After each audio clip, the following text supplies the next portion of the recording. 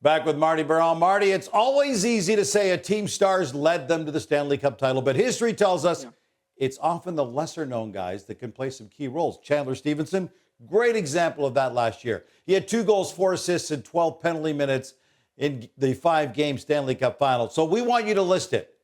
Who are going to be your top 5 under-the-radar impact players in this year's Stanley Cup Final?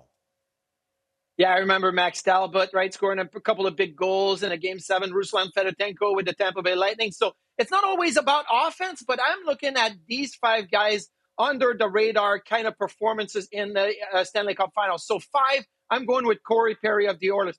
He's only got 1 assist so far in the playoffs this year, but a fourth-line player that can add a little physicality, the experience that he's got, and it can be elevated in the lineup if you need him to be. 5 is Corey Perry. 4 is Nico Mikkola of the Florida Panthers. He's got the second pairing, so that responsibility will most likely be playing against Draisaitl. And I really feel that his experience with St. Louis and the New York Rangers is going to lead him to be that shutdown defenseman for the second pair and against Draisaitl.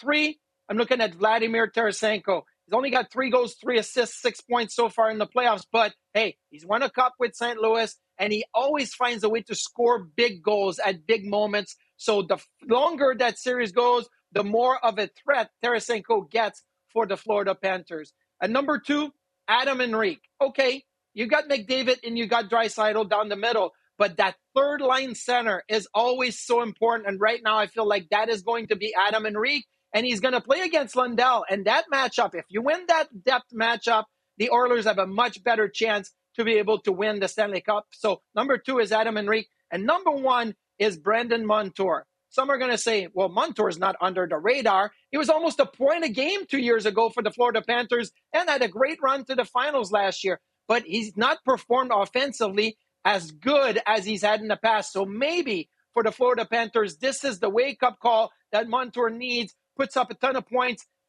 plays that second pair defense with Mikkola against Draisaitl, and all of a sudden Montour is the best under-the-radar player in the finals. So there's my top 5, Gino. 5 players to really look for in the finals.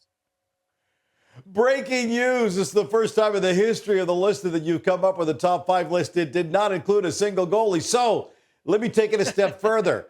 If either team has to go to its backup for injury reasons, which backup, Calvin Pickard or Anthony Stolarz, would have a better chance of playing the hero?